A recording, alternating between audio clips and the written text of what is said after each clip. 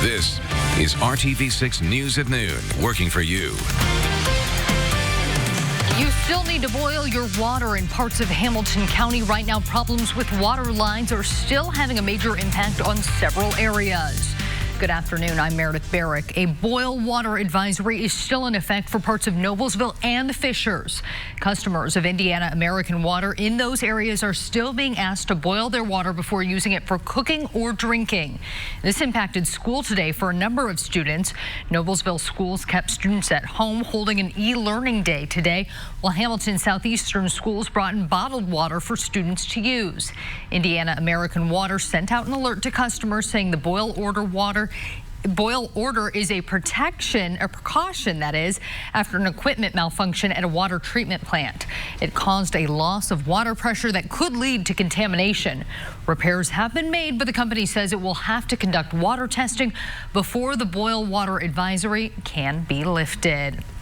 We do want to check in with meteorologist Todd Clausen right now. Todd, some fog still lingering here this afternoon. Yeah, you have to remember we had so much rain and all that moisture is in the ground. So we need to thin these clouds out, get some sunshine in here that dry the ground, but has to overcome all that moisture, the sun that is, and start to burn that fog off. And eventually I do think we will get there. Just have to be patient here. But temperatures, even with the clouds and fog, running above normal once again. Our normal high is 35. We're into the 40s here already in many locations. 41 in Indy, 43 in Bloomington, and Bedford is sitting at 45, but definitely a dreary picture. Even though it looks like it's going to rain almost at any point, we are not expecting any rainfall here throughout the day today. And you can see the clouds. We're trying to break apart for some sunshine, and then with that moisture that we have present here on the ground, they just kind of filled back in. But eventually these clouds, just like yesterday afternoon, should thin for a little bit of sunshine at times this afternoon. As soon as those clouds thin, our temperatures should take a decent jump forward up to right around 50 degrees, which anytime you get to 50 degrees in the middle of January, you're in great shape, whether you have the clouds or not. And then this evening, temperatures slowly fall back down into the 30s. Tomorrow, we add rain back into the equation, unfortunately. More on that, Meredith, coming up in just a few minutes. Todd, thank you. We'll see you then. We're still waiting to find out the next step for Franklin College after the school fired its president. The firing came after Thomas Minor was arrested in Wisconsin on child sex crime charges. We learned on Monday that Minor was arrested in Sturgeon Bay last week. Prosecutors expect to file charges of attempted child enticement and exposing a child to harmful materials. A Franklin College spokeswoman says the school fired Minor after becoming aware of what they call a deeply disturbing incident. Minor had already announced that he was resigning at the end of this academic year. As the legislative session moves forward, Indiana's African-American lawmakers are working on several issues they say will benefit all Hoosiers. Today, the Indiana Black Legislative Caucus talked about four main priorities for the current session. They include a push for equal pay for Hoosier women, and they also want to help tackle overcrowding in the state's jails. A bill from Indianapolis Representative Cherish Pryor would let police issue a summons to appear in court to certain offenders instead of taking them to be booked into jail. We did House Bill 1006 several years ago, and in doing that, we pushed a lot of lower level criminals or people who were in prison, who would be in prison, back to the county jails. This will allow us to alleviate some of that jail overcrowding. The Black Caucus also says it wants to end predatory lending in the state that disproportionately impacts people of color. They are also hoping to get more funding for the environmental cleanup of old industrial sites where many low-income families now live. Tonight, Governor Eric Holcomb will outline his agenda for 2020. The State of the State address starts at 7 p.m. We will have live coverage of this event on the news at 7, the RTV6 app, the RTV6 Facebook page, and on the IndyChannel.com. Hiring Hoosiers is our initiative to connect you to employment opportunities, resources, and education. One organization has been working for decades to find jobs for Hoosiers living with disabilities. The unemployment rate for people with disabilities is about 80%, and Ability Indiana is working to curb that statistic. The group is partnered with 29 businesses across the state, like Postmaster's Mailing Service here in Indianapolis. It's made a major impact in the lives of a lot of people. It's made a huge impact. I mean, people can go out, they make friends at work, They create great relationships. They're able to be out and about with their friends, and they can make money and spend it just like everybody else does. So it's really made an impact on people's quality of life. If that's what they choose to do, then that's what they should be able to do. On average, Ability Indiana employs 220 Hoosiers every month. We have more information on how Ability Indiana can help someone you know or you. Just click on this story at theindychannel.com. Big news this morning for the Indiana Fever and the rest of the WNBA. It was first reported during Good Morning America right here on RTV6. The WNBA and its players union have a tentative deal on a new collective bargaining agreement. Supporters say it will be much bigger paychecks for the players and more stability for the league as a whole. With me to talk all about what this deal means is Indiana Fever legend Tamika Catchings. She is now the team's general manager. A huge win for players. Let's talk a little bit about what this new deal means. It's absolutely amazing, and we're excited. I mean, obviously, for the player standpoint, being able to have a 53% increase in just salary compensation, I think that's huge. That's the biggest thing. The players wanted more money. For us as a team, we want the players to not only play in the WNBA, but be able to stay in the offseason and help out with marketing. So there's marketing opportunities, there's postseason opportunities or post-career opportunities, right? And then there's also things for maternity and for our moms in the league that are looking at opportunities for that. So I think overall it's just been great. A big win. And obviously there has been a lot of talk here over the past year and couple of years. No matter the industry that women are working in, they want equal pay to men. Now, these women aren't now going to be receiving the same compensation that we see men in the NBA receiving, but you still say this is a major step in the right direction. I think when you look at just the future of the WNBA and where we want to go, you know, we started at one point. We've increased every single CBA. It's gotten better. I think at this one, this is a huge jump.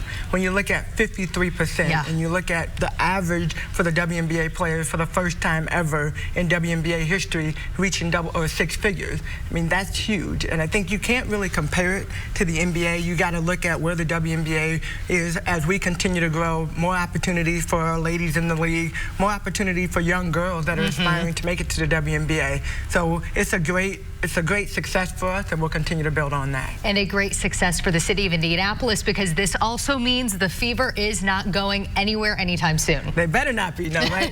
No, I think this is definitely it's huge for us, and I think the biggest thing is the majority of our players right now today are overseas playing basketball, and so it's an opportunity to keep our players here, for them to play during the season, stay in the off season, doing marketing opportunities, and just be around. I mean, it's great visibility. We have been hitting the road. We've been grinding in the off season, and now we have our players to do it with. Wonderful. Well, thank you so much. Some great news for the entire league and, of course, the Fever. Tamika Catchings, thank you so much. Thank you. Impeachment is moving forward once again next. The latest vote coming in the House, and when the Senate trial of President Trump could begin.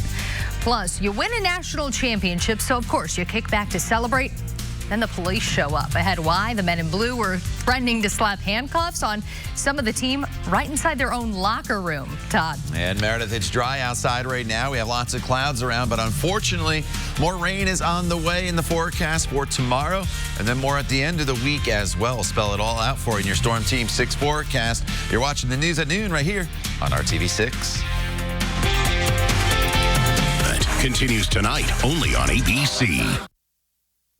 The impeachment fight moves to a new phase. The House Speaker met with Democratic members today, and tomorrow they will move forward with the articles of impeachment and give them to the Senate. ABC's Serena Marshall tells us what happens after that, and it's up in the air. So, Madam Speaker, is tomorrow the day? The next phase of the impeachment beginning Wednesday. Meeting behind closed doors, House Democrats deciding who their impeachment managers are, those members that will prosecute the case, and on sending the 2 articles of impeachment to the Senate for trial. The next step is simple. The Senate should conduct a fair trial. The impeachment managers will prosecute the case in the Senate where Democrats allege President Trump tried to leverage nearly $400 million in military aid until Ukraine announced an investigation into his political rival Joe Biden and his son. Over the weekend, President Trump pushing for the entire thing to be dismissed. Tweeting, many believe that by the Senate giving credence to a trial rather than an outright dismissal, it gives the partisan Democrat witch hunt credibility that it otherwise does not have. I agree. But in the Senate, the appetite for a full dismissal, dismal. There's almost no interest in motion to dismiss. Certainly there aren't 51 votes for a motion to dismiss. Moderate senators like Senator Susan Collins and Mitt Romney say they want to hear witnesses, but the majority leader is still keen on a quick trial with no witnesses. If the existing case is strong, there's no need for the judge and the jury to reopen the investigation. Every Senate impeachment trial in history has included witnesses.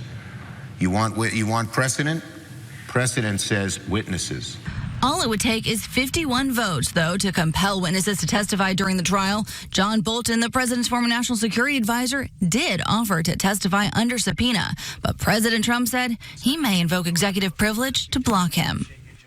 Another wild card through this whole thing, President Trump, he could choose to appear in person, although that's highly unlikely. Instead, we expect the president to tweet. But the senators in this case, or the jurors, will not be allowed to have any electronics in the chamber, which means they won't know what the president's tweeting. Serena Marshall, ABC News, Washington. Serena, thanks. One more time, the Democratic presidential candidates hold their last debate before the Iowa caucuses tonight. We'll look at how it may be shaped by a new feud between two old friends. And we're taking a live look right now from the IMS Pagoda. That is a lot of fog out there, a lot of cloud cover, but that isn't preventing the temps from rising. Meteorologist Todd Clausen will let us know when we can expect some places to hit 50 degrees coming up. You're watching the news at noon on RTV6. 916-1051. This is RTV6 News at Noon, working for you. One day after Senator Cory Booker dropped out of the race, 6 Democrats will be on stage for the final debate before next month's Iowa caucuses. The race in Iowa is anyone's ballgame at the moment. 3 different polls show 4 candidates, all with a good chance to win, including former South Bend Mayor Pete Buttigieg. The biggest news this week has been friction between 2 close friends, Senators Bernie Sanders and Elizabeth Warren. It came after reports of volunteers for Sanders started telling supporters that Warren was the candidate of the elite. Then CNN reported that Sanders told Warren in a private conversation in 2018 he didn't think a woman could be elected president. Clearly, Bernie Sanders did not say that a woman could not win. That clearly is not what he said. I was disappointed to hear that Bernie is sending his volunteers out to trash me. We have hundreds of employees. Elizabeth Warren has hundreds of employees, and people sometimes say things that they shouldn't. Tonight's debate is at 9 o'clock. It's being co-hosted by CNN and the Des Moines Register. The LSU Tigers are college football's national champions, but it's what happened after their win over Clemson last night that has some people scratching their heads. Inside the LSU locker room at the New Orleans Superdome, quarterback Joe Burrow and other members of the team celebrated by lighting up victory cigars. Well, that didn't make one police officer who was on the scene very happy. Several media reports say the cop threatened repeatedly to arrest anyone caught smoking a cigar in what's supposed to be a non-smoking area. Most of the players simply laughed at the officer, even though he didn't seem to be kidding. However, no arrests were made.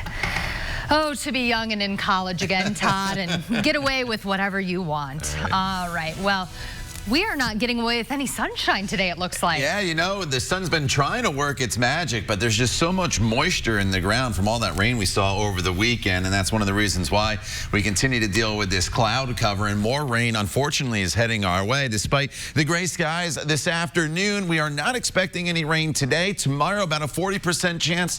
Thursday is a dry day, and then Friday into Saturday, potentially another good round of rain will be heading in our direction. Here's another view for you from downtown off to the west. We have to burn some of this moisture off, and you need to be patient here, but eventually I think we will start to thin the clouds just a little bit. 41 degrees, that is the current temperature in Indianapolis right now, and some areas are climbing into the mid-40s in Bedford, right at 40 degrees in Lafayette, as well as Peru. Muncie, you're sitting at 42 degrees. So once the clouds do start to thin, temperatures should take a nice jump forward up into the mid-40s. Some of you into the low 50s here later on this afternoon, especially in southern locations, you'll have the best chance of getting into the 50s. And the satellite picture shows how the skies were trying to clear, and then notice how the clouds just quickly fill back in with all that moisture that we have on the ground. And with the cooler temperatures, as you go across the state line into Illinois, here's where the drier air is starting to work its way in, and that's what we're banking on this afternoon for a little bit of sunshine. Thankfully, this heavy rain to our south is going to stay to our south, at least during the day today. Now, as we look forward in this forecast, tomorrow's another mild day, but we also introduced back into the forecast the chance of some scattered showers across the area. All the showers tomorrow are going to be very light. They're going to be very spotty as well, and it's not going to be heavy enough to cause any issues with the river flood warnings that we still have out there. So this is not going to aggravate that, but it's more of a nuisance kind of rain in the sense that you'll want to have the umbrella handy, or maybe just a light rain jacket with a hood on if you're going to be out and about tomorrow. It's definitely not a lot of rain, and some of you probably might not even see any rain whatsoever. Thursday, I'm going to skip over. It's sunny, it's cooler, and we'll see that in your 7-day planning forecast in just a second. But let me highlight the next storm system that's going to have more of an impact on us, and that is Friday into Saturday. It starts as a wintry mix on Friday afternoon into the evening hours. So Friday evening's commute could get a little slick in spots, but it goes over to all rain during the overnight hours. Temperatures actually climb heading into the overnight hours, and that is going to lead to mainly a rain event for us after that initial wintry mix start. But flooding will become a concern, I think, across the area. We're looking at probably another inch of rain in most locations. Some areas could maybe get up to that 1 inch to inch and a half total across the area, and that will be enough to aggravate the flooding. So that's something to look forward to for the weekend, or prepare for, I guess is a better way to put it. Not look forward to, because we can definitely do without it. And then as far as the cold goes, once that storm system departs, that is what we're going to start to see move out. So if you are a fan of the winter temperatures, I posted on my Facebook page yesterday. It was kind of a battle. Some people wanted winter and some snow, and then a lot of you were chiming in and said no. Well, winter is set to make its return as we make our way into Sunday and beyond, and by that we are talking about temperatures that are going to be barely getting to freezing as we work our way into Sunday and Monday, and low temperatures that are going to be in the teens and 20s. So 52 and clouds doesn't sound so bad here compared to what could potentially be our way. 56 on Wednesday. And as we go into Thursday, we'll have lots of sunshine, a temperature right around 36 degrees. And then by Friday, we're looking at that rain-snow mixture to start, going over all rain as we head into the day on Saturday with a high of 49. And then there's those colder temperatures, Meredith, for Sunday and Monday. All right, Todd, thank you very much. When we come back, it's time for the Pet of the Week. And as the old saying goes, diamonds are a girl's best friend. So we need to find this diamond a best friend, Todd. We'll have more with this cutie coming up after the break, right here on the News at Noon at RTV6. Keller and Keller, right now. All right, Colleen Walker is with us here today with our Indy Humane Pet of the Week. And today we're featuring Diamond, who has her nails painted, and she is ready to find her forever home. She's fancy for today. Yeah, this is Diamond. She's an amazing girl who likes to talk a lot. She's being very quiet right now. So no shared walls probably is a good idea if you're looking to adopt her. Okay. Yeah, and she likes to be the only pet in the house. I think she might pair well with another social dog, but there would have to be an introduction. Okay, absolutely. And she likes her tennis balls and her toys and stuff. So she's more of an active dog and a talkative dog, but she likes the attention too. Oh yeah, she definitely loves the attention, and she's actually really good at being in the car. She just like laid down and just stared at me the whole time in a really cute way. Absolutely. And is she available right away? She is. She'll be available today at 1. All right, and her adoption fee is $175. So if you think Diamond would be a great addition to your home, she'll be ready right around 1 o'clock back at the Humane Center. All right, take a quick look at your 7-day planning forecast. We are looking at temperatures with decreasing clouds, 52 degrees. Tomorrow's few showers, hevier rain Friday into Saturday. The most affordable diamond I have ever heard of, Todd. All right, thanks for making RTV6 your choice for news. We'll see you back here at 5.